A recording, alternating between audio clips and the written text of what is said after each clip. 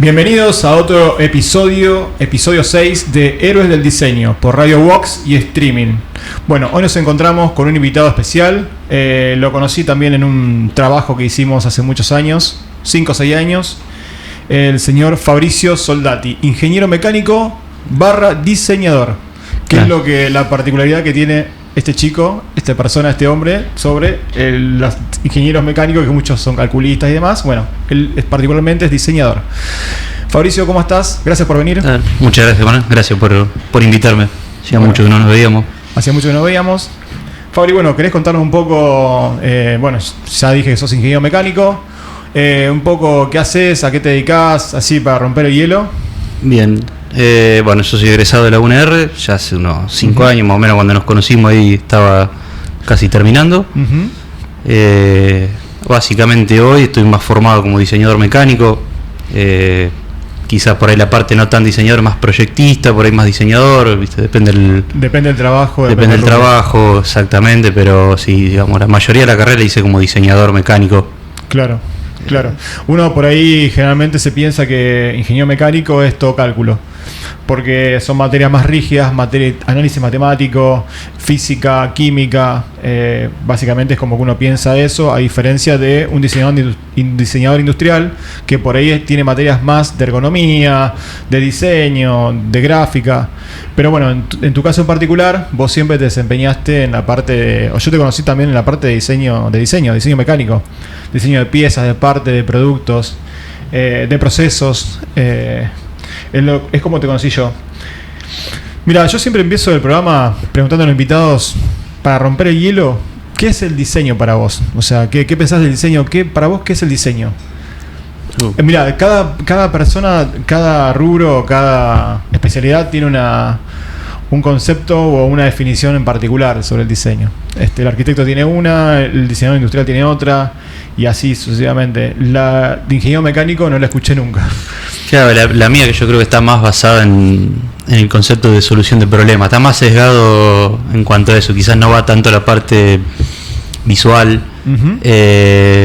Aunque los mecánicos tenemos esa cuestión de ver una biela y estar, viste, como embobado como si fuera la Mona Lisa. Se mueve. Claro, tenemos esa cuestión ahí.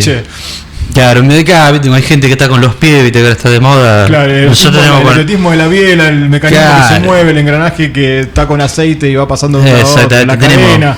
Tenemos esas cositas, y yo todavía tengo eso de ver el diseño todavía como la respuesta a un problema. Pero no deja de ser eso también, porque uno tiene que diseñar. O sea, el cálculo forma parte de eso, pero puramente uno está diseñando algo. Ya sea una solución, como lo veníamos hablando siempre, aunque sea un proceso, no deja de ser un diseño en sí de algo. Un proceso, si se quiere, de algún producto que se está fabricando, es el diseño de cómo se va a fabricar ese producto, básicamente. Vos tenés el producto, que lo diseñaste vos o lo diseñó otra persona, pero también tenés que diseñar el proceso de fabricación de ese producto. Los pasos que tiene, cómo se va a hacer, cómo se va a ensamblar, cómo se conecta, a dónde va, el embalaje. Hay un mundo mucho más grande, si se quiere, que el producto en sí. A eso te referís un poco.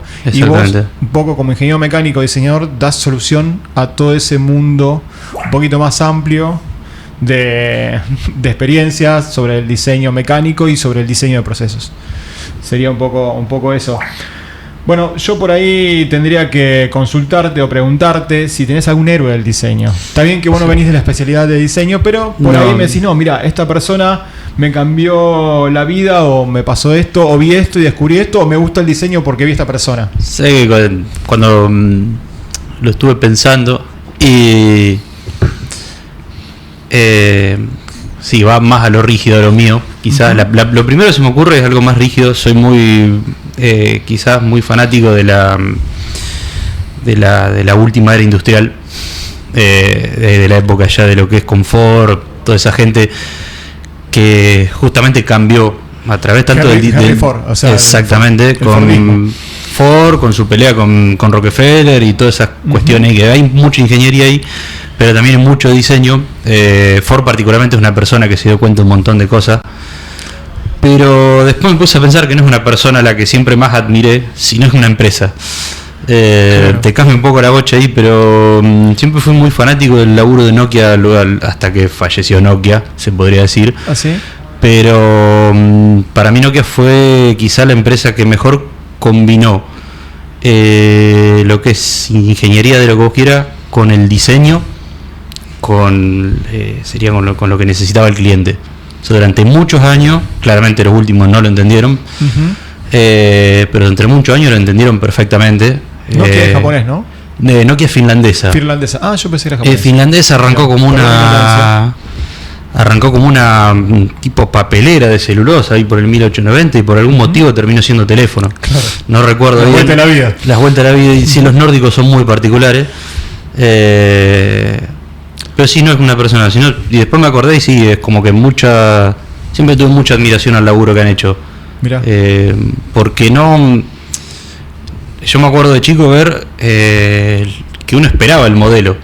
Claro. O sea, más con la edad que tenía yo, que era algo más, por ahí la gente grande no le daba tanta pelota.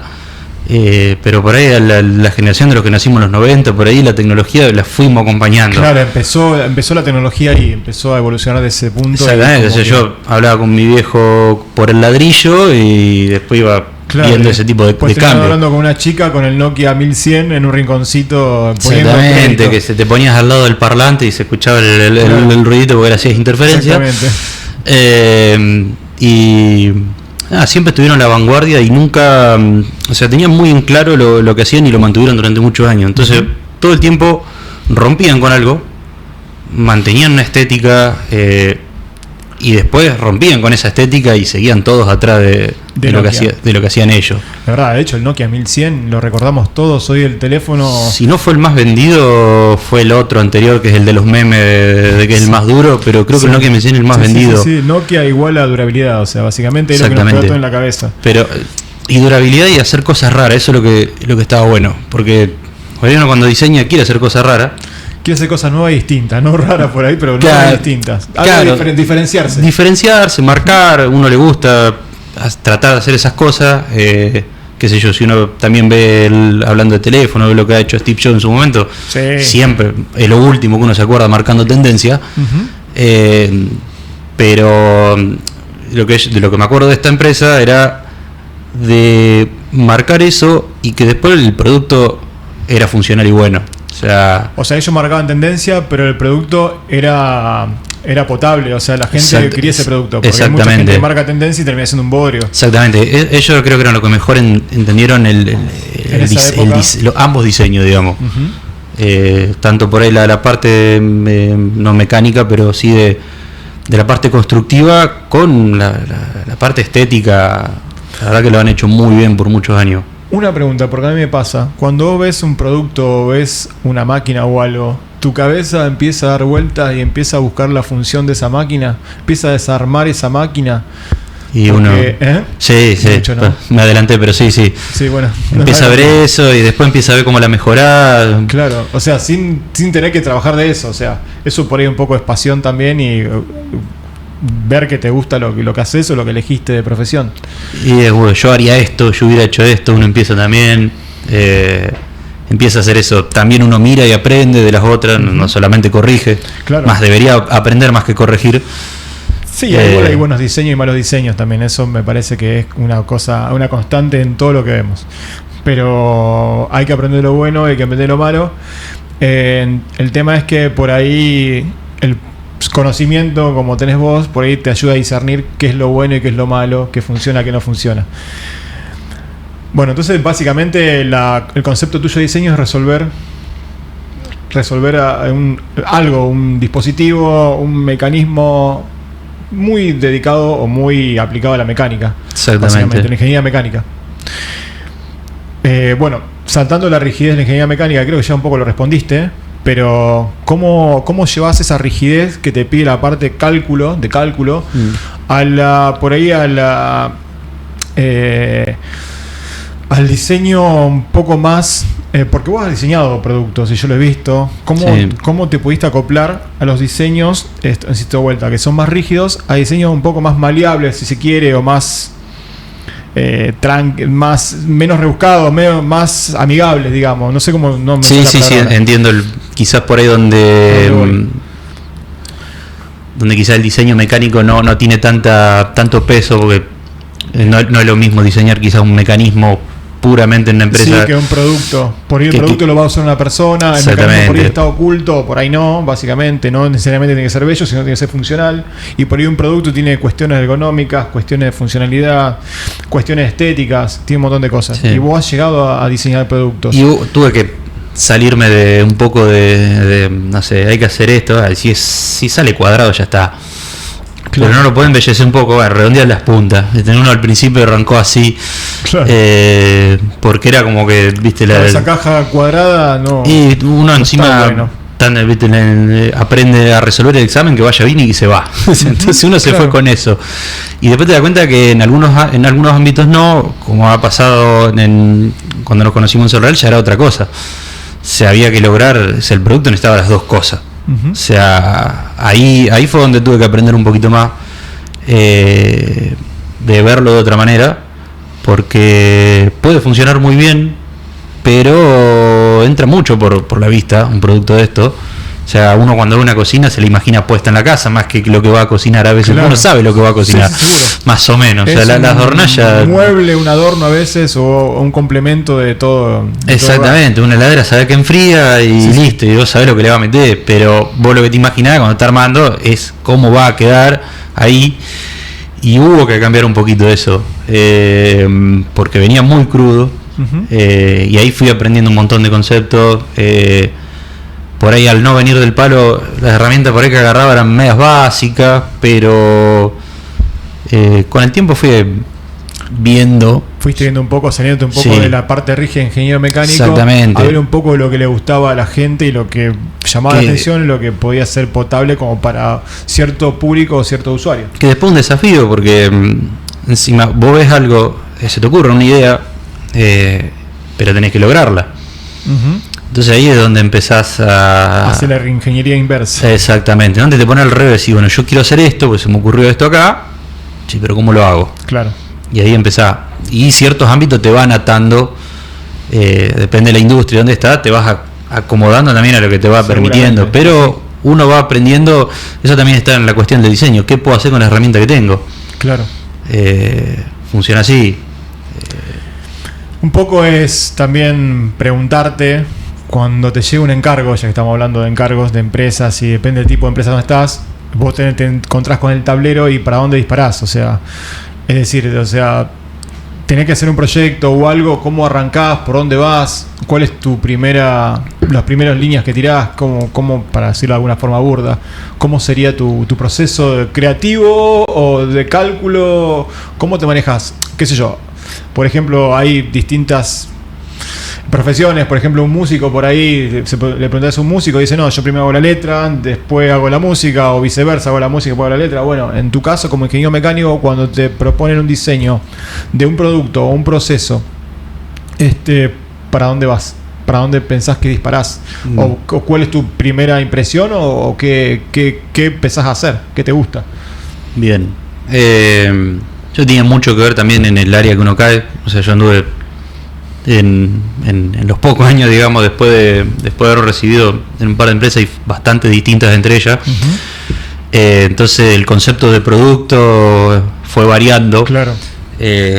Quizás yendo más al diseño, suelo ser más del papel. Para arrancar ahí. O sea, el bosquejo, el bosquejo. O sea, primero tomo el input de lo que se necesita, fundamental. Eso ya eso es más el ingeniero que dice, che, bueno, ¿qué necesito para hacer esto? ¿Qué es lo que vos querés que te solucione y con qué? O sea, ahí hablando de materiales, de qué. Lo que necesita, o sea, si volvemos a la cocina, mirá, quiero una cocina, quiero renovar la línea, quiero que sea algo totalmente distinto, pero tanta cantidad de hornalla, puerta para de aclarar algo, nosotros coincidimos en una empresa, yo como consultor de diseño y vos también aparte de diseño de producto, sí. De producto, Solreal. Exactamente, sí. Coincidimos ahí, ¿cuánto tiempo estuvimos? Un año quizá, un poquito más, sí. Pero bueno, coincidimos ahí, entonces por eso justamente él está referenciando ese trabajo que era justamente una fábrica de artefactos para uso comercial, cocinas, hornos, anafes, freidoras y demás. O sea, esa es la referencia que estaba haciendo vos. Exactamente. Sobre ese tema. Y quizás por ahí el alma ingeniero me tira un poco a pedir ese tipo de cosas. Suelo estructurarme un poco en lo mecánico, pero después, una vez viendo lo que se pide en cuanto al diseño, sí, ya me gusta empezar a indagar qué hay. Es lo más importante del diseño. Uno por ahí trata de sacar de la nada algo, y yo, desde mi punto de vista, a mí siempre me gusta mirar primero qué hay. Claro, investigar qué es lo que está funcionando. O sea, primero qué es lo que están dando. Recibís un input, o sea, de lo que necesitan, después empezás a investigar y después empezás a trabajar en el tablero, en la compu, en AutoCAD, lo que sea, en Solid, para empezar a desarrollar ese producto en función a los parámetros que te determinaron. Exactamente. Muchas veces uno ya está un poquito predeterminado por el producto que está haciendo, porque ya tiene una base del anterior. Claro. Pero uno busca por ahí otra solución. Incluso uno busca, a veces me ha pasado a buscar solución en cosas que nada que ver. ¿Viste cómo están esas imágenes del pendrive y después lo redibujan como un edificio? Claro, sí. Media rebuscada, pero sí. Sí, esa es una muy rebuscada, sí. Pero uno trata de buscar igual de todas maneras solución en otros lados a veces. Primero busca dentro de lo que hay. Por ahí en ingeniería propiamente más todavía. Pero diseño te da esa flexibilidad cuando vos ya estás buscando otra cosa en el producto, un diferencial que se note, que se vea. Uno trata de irse. Sos de bombardearte de imágenes más allá de las funciones y los cálculos y demás. Sos bombardearte de imágenes de lo que estás diseñando para después discernir sobre una de ellas, o para de alguna forma ilustrarte y poder tomar cosas y copiar cosas en el buen sentido, o rediseñar cosas sobre lo que viste. ¿Sos de hacer eso o básicamente tratás de evitar eso? Porque hay gente que trata de evitar eso y trata de buscar algo distinto. Que es muy complicado buscar algo distinto también, digámoslo. Está todo más o menos inventado, pero todo depende del tiempo. En mi última experiencia era una cuestión de una empresa que le prestaba mucha atención al diseño. O sea, tenía que ser muy visible. ¿De qué hacían? Agricultura de precisión. Entonces, o sea, lo más importante en agricultura es que, o sea, tiene que resistir y funcionar. Pero acá lo que era la estética se buscaba mucho.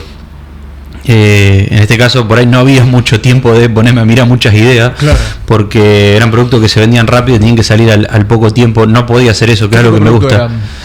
En este caso era pulverizadora. O sea, lo que es pulverización selectiva. Son un grupo de cámaras y sensores a lo largo de la pulverizadora, y con inteligencia artificial van detectando qué es maleza y qué no. Muy bueno. Sí, baja, es increíble. O sea, la parte que te vuelve loco es quizás cómo reconoce, ver cómo funciona, es increíble. Pero bueno, mira, me hiciste acordar, una de las cosas más lindas que vi fue el diseño de las cámaras y las luces que había resuelto un compañero mío. Me acuerdo que yo le pregunté, le digo, ¿con qué lo hiciste? No, se fuimos tirando idea entre un par, y se le fuimos dando, llevó un tiempo y armaron unas cámaras similar a lo que hablábamos de Nokia, totalmente funcionales. Cuando yo llegué, me acuerdo que las tenían entre un balde de agua probando estanqueidad. Claro. Y después la veía, estaba hermosa. Se habían lograr un diseño estético, funcional, muy bueno. La verdad que muy superior a lo que había visto en otras del mercado, que quizá era el módulo cuadrado y que enchufarle el cable y vamos. Pero bueno, yo me acuerdo, estaba en la parte de quizás de la conexión de eso, mecánica, la interfaz mecánica entre esas cámaras y la pulverizadora. Eran tiempos mucho más cortos que un proyecto grande. Sin embargo, en otros proyectos sí tuve la oportunidad de decir, bueno, podía diseñar, me imprimía 4 o 5 ideas que ya había hecho después de ver varias y me ponía a dibujar sobre esas. Entonces, y después consultaba. Hacer una retroalimentación con otros compañeros o en otra empresa tenía un compañero que era ingeniero industrial, estaba en la parte de procesos, pero tenía una habilidad para resolver los problemas en cuanto a lo estético muy bueno. Entonces a mí me gustaba tener el ida y vuelta con él, aparte de que él me tenía la solución. O sea, me daba algo que podía fabricar también. En ese conjunto de personas que yo más o menos estoy armando ahora, como vas contando, como ingeniero mecánico, ¿vos en qué parte actuabas sobre todo ese proyecto, por ejemplo? ¿Cuál era tu parte puntual en el proyecto ese? como ingeniero mecánico? La mayoría de las veces me tocó formar parte de todo, o sea, desde el inicio, por más de que sea un producto actual y un rediseño, hasta el final. Claro. Y al final, llámese puesto para el cliente y lo probarlo. Cliente, lo viene a buscar. Exactamente. En el último trabajo quizá no tanto, ya era una pequeña parte, era como diseñador mecánico solamente, pero era una estructura de empresa un poco más grande. Claro, cuando son más grandes por ahí tenés como partecitas de un producto más grande, se necesitaba que la energía que vos le estabas gastando ante un producto, a un solo producto, ahora necesitabas en una parte, porque en sí la energía era la misma. Está bueno. ¿Trabajaste con muchos diseñadores? O sea, ¿trabajaste en grupos muy grandes de personas así trabajando en el mismo proyecto? ¿O cuántas personas trabajaban en el mismo proyecto, por ejemplo? Bueno, de vuelta, lo mismo. En el último trabajo fue quizás donde trabajé con más gente, también muchos mecánicos, mucha gente por ahí del palo del diseño más ingenieril. Claro. Pero bueno, sí había que... Eso se complica un poco, te da otra complejidad. O a veces vos decidís. Quizás vos no tenés si vos trabajás solo, quizás el producto no es tan complicado. Uh-huh. Cuando se necesita mucha gente, quiere decir que el producto es complicado. Y ahí también hay que tener una conexión con otras personas, y una charla, un diálogo permanente, un ida y vuelta. Un ida y vuelta y es más difícil porque a veces vos no entendés, la otra persona tiene tiene su solución y no puede salir de esa, y a vos es un feedback nuevo que tenés. Claro. Si vos venís trabajando, o sea, cuando salen ramas, que salen todas las ramas a trabajar en algo, uh-huh, vos venís orientado, porque ya te dieron la orden de salida, y el otro en un momento hizo un cambio, y vos decís, no, lo que estaba pensando, y lo tengo que cambiar. Claro. En los trabajos en equipo así, en esos proyectos grandes, constantemente ir cambiando, porque más el tipo de metodología que trabajábamos ahí, el cual le llaman metodología ágil, que es constantemente, o sea, si hay que dar una vuelta de timón, se da una vuelta de timón. ¿Y te llevaste algo de eso, la experiencia que te llevaste de ese tipo de trabajo así, de trabajar de esa forma, con bastante gente metida en un proyecto? ¿Cuál fue la experiencia que te llevaste? O sea, a mí me enriqueció en esto, por ejemplo, ¿me entendés? O sea, a mí me sirvió para esto, me sirvió para trabajar colectivamente con un montón de otras ramas de diseño que no son de mi palo, no sé. Y en este último fue como un nivel más en cuanto a la cantidad de... Quizás no me sale la palabra departamentos, pero digamos de las áreas. O sea, si generalmente ya el área donde trabajaba yo éramos pocos. Esto ya era un área mucho más grande, productos más complejos con condiciones más complejas inclusive, claro, donde vos estabas mucho más limitado. Claro. Donde ella jugaba mucho el tipo de proceso con el que diseñaba las cosas, y fue por ahí lo que hablamos al principio. Por ahí vos decís, bueno, voy a pintar esto porque me gusta cómo queda este color, y resulta que tenías que hacerlo de acero inoxidable y pasarlo por otro proceso. Un poco empieza a jugar un poco a eso, y el diseño ahí se iba limitando, y había que gambetear esas cosas. Claro. Aparte había que realmente combinar con lo que se estaba diseñando, entonces ya ahí tenías otras limitaciones. Está bueno. Pero había que respetar más, ahí se le daba mucha más bola al diseño en sí, muy importante, y bueno, a veces no salía, si no gustaba no salía. Te hago una preguntita antes de la pausa. Ahora vamos a un intermedio y una pausa. Para vos, ¿el buen diseño es el que se ve o el diseño invisible? Me vas a decir, depende de lo que diseñes y depende de la empresa que te lo pide y demás. O sea, está bueno que se vea el mecanismo, para decirlo de una forma de ingeniería, o está bueno que realmente lo que pasa por dentro no se vea. ¿Qué te parece, o cuál es tu concepto de eso, o qué opinás? Viéndolo de vuelta como con alma de mecánico, uh-huh, te retruco con una frase que es una mala opinión es peor que 100 buenas. Uh-huh. Quizá por ahí en un diseño voy más no sé cómo decirlo, ahí estoy un poco trabado como explicarte eso que pienso. No importa. Pero de todas maneras, y en lo estético es diferente. saliendo de lo que quería decir antes, ya voy a cerrar la idea. Algún mecanismo estético también. A eso voy. A lo que iba justo al principio, de lo que había dicho, eso de que por ahí nosotros vemos las bielas y todo.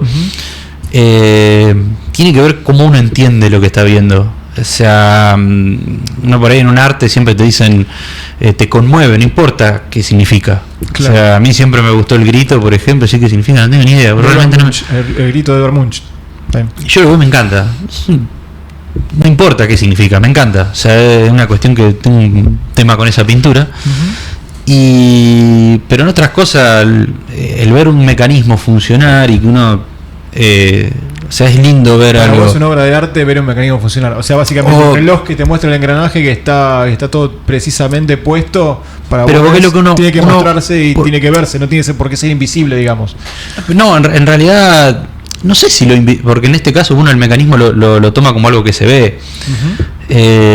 No necesariamente. Yo voy más al punto de que si realmente eso te está conmoviendo con lo que vos tenés. O sea, yo como mecánico, ver un mecanismo y cómo funciona y que sea todo armónico suele conmover, pero no necesariamente. A veces no se tiene que ver realmente para que algo, inclusive algo mecánico, no necesariamente tiene que ser un mecanismo.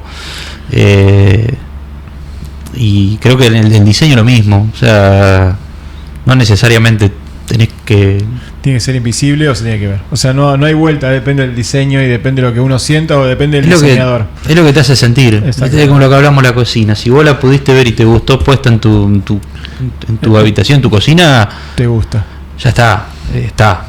Bueno, buenísimo. Buenísimo, ¿vamos a una pausa? Dale. Vamos a una pausa y después volvemos en más Héroes del Diseño. Buenas, dale. Seguimos en Héroes del Diseño, segundo bloque. Estamos con Fabricio Soldati, ingeniero mecánico / diseñador. Bueno, estuvimos hablando bastante con Fabricio de algunas cuestiones sobre el tema de diseño. Nos has comentado algunos trabajos que tuvo en algunas empresas y cómo se fue desarrollando, y bueno, de pasar a diseñar en un ambiente donde era básicamente único la parte de diseño, eras vos trabajabas vos en la parte de diseño, valga la redundancia, a empezar a trabajar en un conjunto con un montón de ingenieros y diseñadores industriales para desarrollar un producto mucho más grande, aplicado a la agricultura. Agricultura. Bueno, ahora un poco siempre en el programa, Fabricio, hablamos de la inteligencia artificial, de la IA. Es algo muy nuevo, yo particularmente no sé para dónde encararlo. Siempre voy escuchando y me voy ayornando de cosas nuevas, cosas que pasan, y es como que tengo un problema serio y me genera ansiedad. Es como que no puedo llegar nunca a ver algo. Es como que me va pasando algo transversalmente, que me va pasando y no puedo llegar a acomodarme con eso. Sé que sirve un montón. Escucho, veo información de lo que se hace con eso, para lo que sirve. De hecho, muchos chicos que vinieron acá, invitados, me contaron cosas particulares que ellos hacen con la IA, pero es como que a mí me cuesta bastante y me resulta bastante novedoso, complicado, y no sé cómo encararlo. Más que eso, es como que todavía no le encontré la vuelta. ¿Cuál es tu relación con la IA, básicamente? ¿Cómo lo ves? ¿Si te pasa lo mismo que a mí o ya pudiste incursionar en algo? Y yo lo estoy viendo hoy, primeramente, como mi asistente personal, se transformó en mi Jarvis. Mirá, tu Jarvis. Jarvis, el asistente de Iron Man. Exactamente. Me faltan unas cuantas cosas. Todos los que vemos este programa sabemos quién es Jarvis, para mí. Yo creo que escuchamos el programa, sabemos quién es Jarvis. Creo que es un nicho particular. Sí, un nicho particular, así que...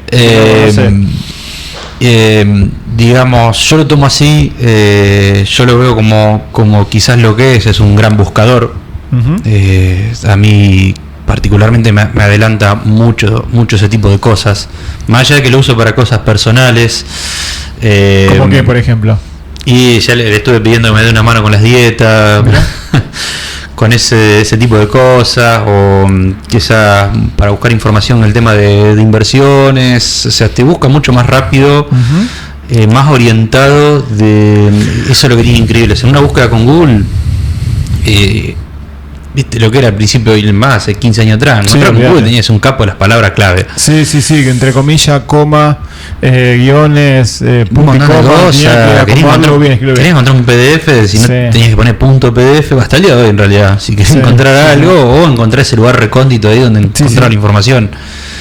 La IA no pasa eso, la IA te resuelve mucho. Yo a la IA le hablo como estamos hablando en este momento, le digo, che, mira, tengo este temita, ¿dónde puedo encontrar información de esto? Pero lo importante también es saber qué preguntarle. Yo todavía no la estoy viendo todavía como que te resuelva el problema. Todavía es muy complaciente de la persona que le está preguntando. Bueno, eso es lo que dicen también, es como que no es la palabra complaciente, no me sale la palabra ahora, pero es como que es muy amiga de la persona y es como que te dice lo que vos querés escuchar también. Es lo que dicen, no sé, yo es lo que pienso, es lo que escuché. Yo es lo que siento también. Incluso yo uso 2 IA por lo menos. ¿Cuáles son? ChatGPT, porque es lo más conocido, con lo primero que entré. Sí. Antes usaba Meta porque estaba a mano en WhatsApp. Pero bueno, yo uso Copilot porque tengo no la versión Pro, pero una paga y funciona muy bien. También me llevo mejor con ChatGPT porque tiene el modo cínico, entonces yo puedo charlar de otra manera. Claro. No me gusta que sea tan robótico. Cínico, no sí, le puse que sea, le podés poner personalidad y además del tono y todo, la forma de escribir o de hablar, yo le puse que sea bastante cínico y al pie. Entonces no me da muchas vueltas y me boludea a veces. O sea, si yo le pido algo, a veces me boludea.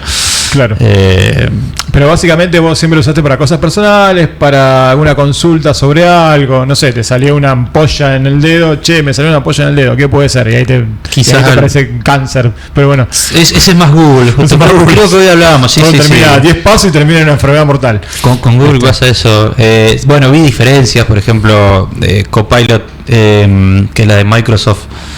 Está constantemente diciendo consulta un médico. Consulta un médico. No se quiere comprometer. No se quiere, está bárbaro. Yo le dije, che, mira, esta es la 10ª vez que me lo decís, lo entendí bárbaro, no me lo repita más. Decime qué tengo. Pero no, en cuanto quizás en algo por ahí más productivo, bueno, fuera del diseño, como dije recién, lo uso con el tema de carteras de acción y eso la verdad me ayudó un montón. Porque si no me tengo que poner un montón de información, claro, que hubiera llegado al mismo resultado quizás en mucho tiempo. No quiere decir que vas a llegar a un resultado real, concreto, sincero, o que y con una especulación también. Y con mucho craneamiento. Vos decís, no, yo me resolvió algo no, va a llegar a lo que vos podés. Claro. Más o menos, pero más rápido, porque también depende de vos a dónde la llevas. Realmente. Pero bueno, también tiene la ventaja de que te hace un cálculo rápido. Eso está muy bueno, cálculo que uno en el día a día puede hacer. Claro.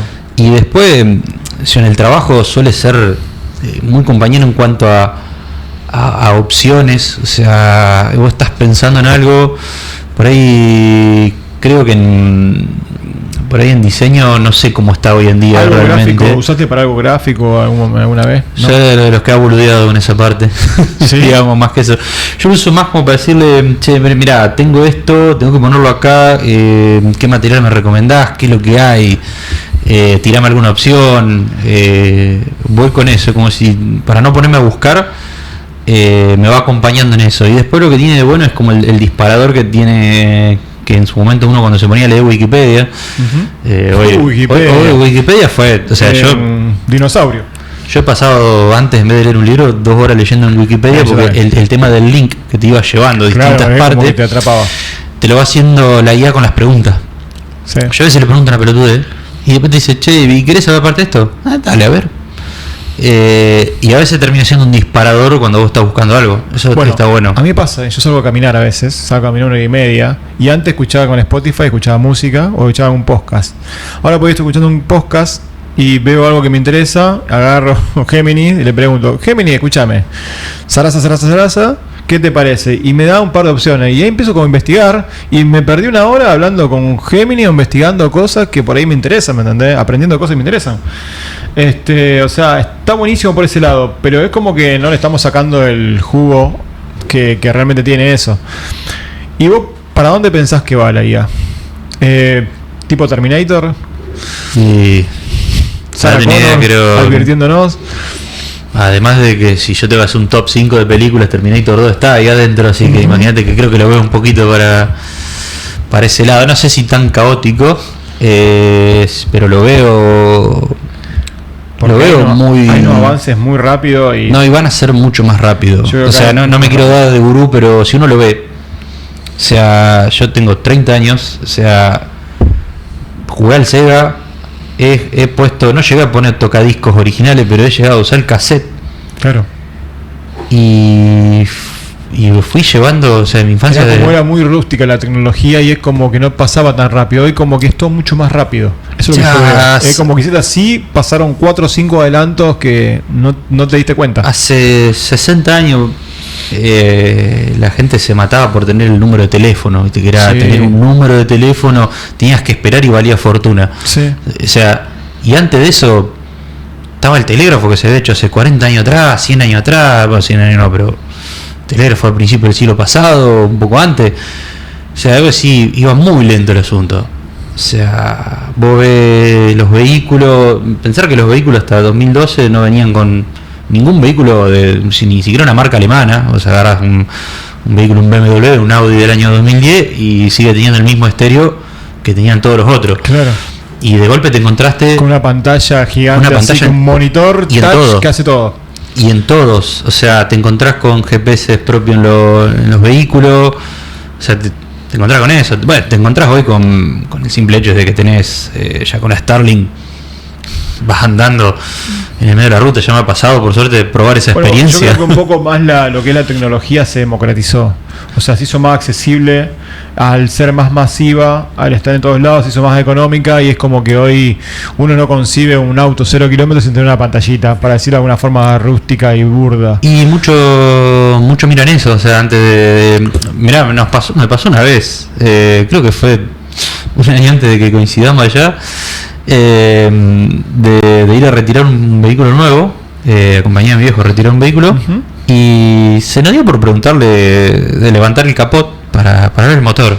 Gente por ahí más de campo, claro, sí, que le ve el fierro, pueblo, ¿viste? Que le ve el fierro. Y el tipo, no es encima un vendedor viejo, es un tipo de 60 largo. Perdón por la gente que esté escuchando que tenga esa edad. Sí, y dijo, es la primera vez en años que alguien le pide ver el motor. Claro. Más me acuerdo que la introducción que nos dio después. O sea, antes de esa pregunta, me estuve introduciendo a lo que era la pantalla claro, y todas las funciones que tiene la pantalla. Todas las funciones, que justo nosotros de atolondrado no sabíamos realmente con lo que venía, porque era más una cuestión crediticia el asunto que de lo que queríamos. Claro. Y nos encontramos con eso y fue 15 minutos explicándonos cómo funcionaba la pantallita del vehículo. En realidad también, hoy por hoy el diseño tiene mucho que ver con la interacción entre el artefacto, el producto o el aparato con el usuario. Sí, y te da, y hoy yo siempre digo, hay limitaciones con la tecnología, pero hoy no está limitando más la imaginación que otra cosa. Es como pasó en ingeniería hace mucho tiempo que desde lo que era la ciencia había un montón de cosas. O sea, si vos miras hace 40 años atrás, la ciencia te había dejado un montón de materiales, un montón de cuestiones físicas que se podían aplicar, y hoy está al revés. La ingeniería hoy le está pidiendo a la ciencia descubrimientos nuevos. Hoy tenés un montón de herramientas y está la limitante de la imaginación de uno. Volviendo al tema de la Starlink, que vos decías de democratizar, o sea, hoy en el campo, o sea, yo vengo de una familia que laburó siempre en el campo, de laburar lejos, no en el pueblo, de hacer viajes de 700 kilómetros y estar en el medio de la nada. Y la única conexión que recuerdo tener era la antena para el famoso Trail 5 de acá, que en realidad es el Trail 5 de donde sea que caigas. Claro. Y hoy tener la oportunidad de tener internet, la IA, en el medio del campo, resolviéndote un montón de problemas que hoy, quizás hace muchos años atrás, en los 90, con una Basali, le pegaba 4 martillazos y salía andando, igual que al tele viejo, le pegaba un golpe. La cosechadora. Exactamente. Vos agarrabas el tele viejo, el culón, le metías un golpe y salía, acomodaba el vertical. Y salía arrancando. Hoy no pasa eso. Y hoy, por ejemplo, con las cosechadoras suele pasar que vos ya tenés cosas y vos tenés herramientas que creo que no la están sabiendo usar, por lo que sé, pero hay un nicho ahí. Eso es lo que voy con la imaginación. Otra vez, el año pasado estuve en Expo Agro, creo que la que está ahora en San Nicolás. ¿Expo Agro? Hoy arrancó. Expo Agro. Estaba justo en la parte de creo, no me acuerdo qué tractor era, qué marca era, que bueno, que me metí para escuchar una charla sobre la IA y todos los navegadores tipo GPS que tiene las cosechadoras, básicamente, que arman todo el circuito y el aparato gigante que es la cosechadora va por todo ese circuito que está armado y detecta un montón de cosas, todo se hace por satélite, por internet, o sea, impresionante. El tipo más o menos yendo camino recto, kilómetro de kilómetro. O sea, la verdad que hoy es impresionante la tecnología que hay. Y muchas veces cuando uno piensa en hacer algo, como hay muchos, lo que vos decías, como hay muchas herramientas, muchos insumos, muchas cosas que vienen nuevas, pero ya están, y también con la apertura que puede ser bueno o no, después si querés lo podemos charlar, la apertura de las importaciones que nos está complicando bastante por ahí, pero hay un montón de insumos nuevos que por ahí el diseño termina siendo una composición de objetos, de cosas. O sea, vamos a diseñar un tablero de un vehículo y mirá, pongo este volante, pongo esta pantalla, pongo este cosito. Es como que hay muchas soluciones ya hechas y por ahí muchas veces el diseño implica a usar esas soluciones y aplicarlas en el proyecto, en el diseño, el desarrollo que está haciendo uno. Hace unos años atrás, cuando yo empecé por la parte de diseño, es como que el país estaba muy cerrado y era medio como que íbamos con pala y pico y teníamos que desarrollar todo. Extraño esa época, básicamente, porque era muy divertida. Es como que nos da la experiencia y el expertise como para hacer un montón de cosas. Era desarrollar todas soluciones de cero. O sea, no existía la pantallita, no existía el volante. Vos tenías que diseñar el volante, la pantallita, la placa, el cosito de aire acondicionado que iba a poner. Es como que tenías que diseñar todo de cero. Hoy es básicamente una composición de cosas. A veces. No quiero decir que sea lo general, pero es muy particular, muy general. No quiero decir que sea todo particular así, pero quiero decir que es muy general, es así. Es como hay muchas soluciones. Yo lo veo en la cocina. En una cocina ya tengo las hornallas que son de China, tengo las rejas que son de China, tengo perilla, tengo vidrio, tengo manija. Me falta solamente armar un poquito el chasis y después le pongo todos esos componentes. La parte de gasificación, la parte de funcionamiento está resuelta. Es como una composición y embellecer con un par de cositas que podemos llegar a hacer, pero es eso, es componer sobre elementos que están hechos. Bueno, me fui del tema un poco, perdón. No, está bien. Pero bueno, eso es lo que yo veo. Vos me has contado una vez que estuviste en esto lo hablamos hace bastante y después lo hablamos por teléfono. Habías trabajado en una empresa que hacían tolvas. Sí. Yo te dije tractores, cualquier cosa. No entiendo nada de campo. Bueno, y habías generado un desarrollo y una solución muy distinta a lo que estaban usando y bueno, habían ganado un premio. ¿Me querés contar un poquito la experiencia esa? Bien. Sí, eso fue hace unos años. Bueno, fue después de Sol Real, entré a trabajar en Cestari, que ya es una empresa que el año que viene cumple 100 años en el rubro de Colón, Buenos Aires. Son partícipes oficiales de lo que es la Expo. Son principales sponsors de la exposición. Yo cuando entré, una empresa que se dedica full a ese producto, es lo que busca es tener el producto, digamos, si vos haces una cosa, estar siempre a la vanguardia y estar en todo el concepto. Y bien, cuando yo entré, creo que al poquito tiempo, al mes, me llegó un planteamiento de uno de los gerentes que quería resolver un problema de un diseño que ya se había intentado en realidad en el agro, que es una dirección. O sea, vos podés tener cualquier cosa, un auto, un carro, lo que sea, puede tener un montón de goma, pero siempre doblan las de adelante. Si vos lográs, como alguna lo ha hecho por ahí, quizás algunos vehículos hoy en día muchos lo tienen, la Cybertruck. ¿Cómo? La Cybertruck lo tiene. Dobla la rueda atrás también. Exactamente. El Honda, el Prelude, si no me equivoco, en los 90 fue uno de los primeros en hacerlo a alta velocidad, porque ya te cambia el concepto de hacerlo a baja velocidad y alta. Sí, pues hay que doblar totalmente distinto. Son otras cosas que podían ser los japoneses nomás. Sí. No, después eso ya es muy común hoy en día, quizás en cosas muy grandes, en industria.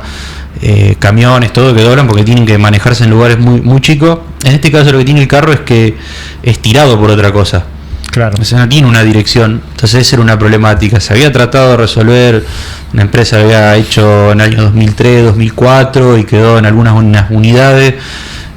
Casualmente yo sabía que había una en el pueblo donde soy yo, había ahí dando vuelta una que desecharon esa solución, lo dejaron convencional. Bueno, no funcionó y bueno, se me tiró ese problema, como que era algo que se quería hacer, y que bueno, que si se resolvía, o sea, era algo que se quería realmente en el mercado. Es para resolver era la problemática en sí, más allá de querer hacer eso, porque a veces uno quiere lograr esa solución por una cuestión de quiero lograr esto, y otra vez se olvida de cuál es la problemática que resuelve. Por ejemplo, con los teléfonos, y te lo quiero hacer cada vez más fino. ¿Por qué? Y no, porque la competencia lo hace más fino. Bueno, pero porque, claro, va a parar el bolsillo, por eso. Exactamente. Y bueno, acá era una cuestión funcional de los espacios que tiene en el campo, o sea, se trabajan con maquinaria cada vez más pesada. Uno no quiere pisar lo que no cosechó todavía. Y una de las cosas era reducir el radio de giro de estos acoplados, que son muy grandes, o sea, han crecido con toda la maquinaria, o sea, no solamente avanzó la tecnología en lo que sino avanzó el tamaño. Y bien, o sea, en principio no parecía sencillo. Había algo planteado y estaba muy limitado al cálculo realmente. O sea, fue algo muy ligado al cálculo. Uno ve el producto final y es una tolo muy linda, claro, sin embargo hay un cuaderno de cálculo mal. Pero que realmente donde estaba lo bueno de este producto estaba abajo, invisible. Bueno, desde que estábamos hablando hoy. Exactamente, lo que hace que funcione está ahí abajo, y era más meramente quizás de cálculo. Pero fue un desafío interesante, porque más allá del diseño, o sea, tenía muchas limitaciones de que si iba a funcionar o no. Esto acá había que primero ver si realmente iba a funcionar, claro, si cuajaba con lo que teníamos hecho, porque había que instalarlo sobre un producto existente. Y a veces te encontrás con que si, bueno, tengo estos números, necesito estos componentes, pero no van con lo que tengo que ver si va o no. Por suerte, bueno, habían dado unos números reales. Hicieron el prototipo, hicimos todo. El prototipo, me acuerdo. Lo presentaron, vos me habías contado, lo presentaron en una feria. Sí, o sea, se presentó primero en Spagro, va a ser 4 años. 4 años de cuando lo presentamos. Se decidió, bueno, yo no había tomado esa decisión, pero bueno, se había decidido presentarlo a los premios Cita en Palermo, que es cuando se hace la Expo, la rural, famosa rural. Y ganó el premio al mejor producto post cosecha. O sea, hay varias categorías. Después está el premio final. ¿Y qué te pasó ahí? ¿Cómo te sentiste? Soy muy raro con los reconocimientos públicos. Yo bueno. Mismo del deporte mismo, por ahí cuando hacía algo bien me decían bien y yo agachaba la cabeza. Claro, como que te da vergüenza. Sí, es como que yo ya había sentido que había hecho mi parte, y quizás claro, donde más me siento cómodo con el diseño es cuando el usuario, el que está contento. Quizás el premio es muy bueno, realmente, o sea, sí, además el logro también es bueno. El logro es visible, es mostrarlo. Bueno. Ese día había muchos ex compañeros míos de la facultad que después fui compañero de trabajo de ellos, porque la empresa donde estaban después claro, fui a esa. Me recuerdan por eso, así que está bueno. Sí, y estaba bueno eso, pero quizás con el producto lo más lindo es cuando la persona que lo está usando está contenta. Claro. Y que le encuentra algo. El fin, para cuando cumple el fin que fue diseñado el producto. Porque cumpliste con lo que vos querías hacer. Fabri, el tiempo es muy tirano, ya no estamos fuera de horario.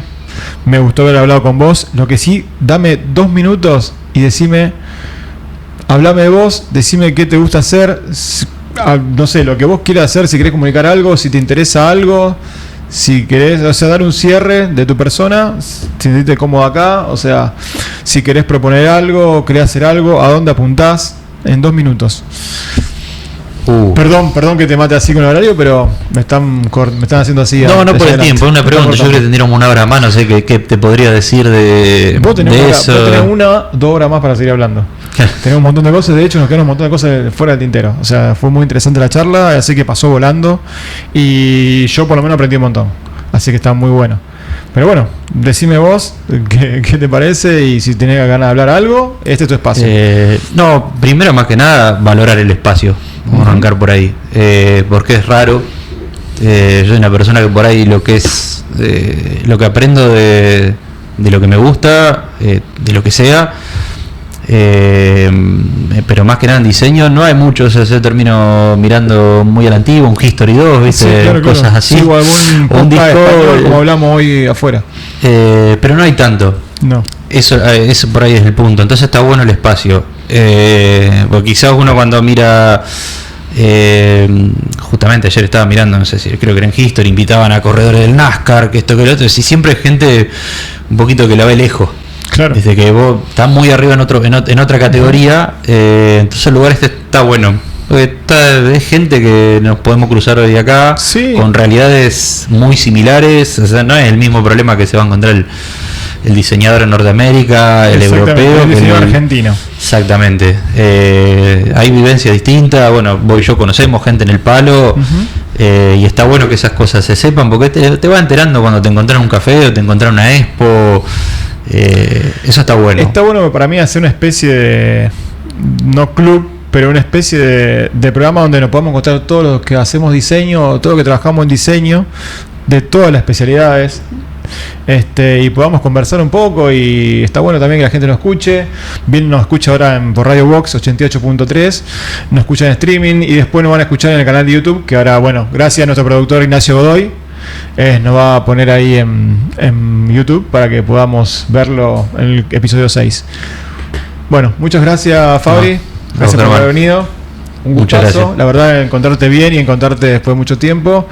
Si bien de vez en cuando nos colgamos a hablar un poquito y qué sé yo, pero bueno, me agradó haberte visto de vuelta, haberte visto bien, haberte visto trabajando y haberte visto entusiasmado por lo que haces, porque la verdad que cuando hablas se te nota que estás muy entusiasmado y que te gusta mucho lo que haces y te gusta mucho el diseño y la ingeniería mecánica.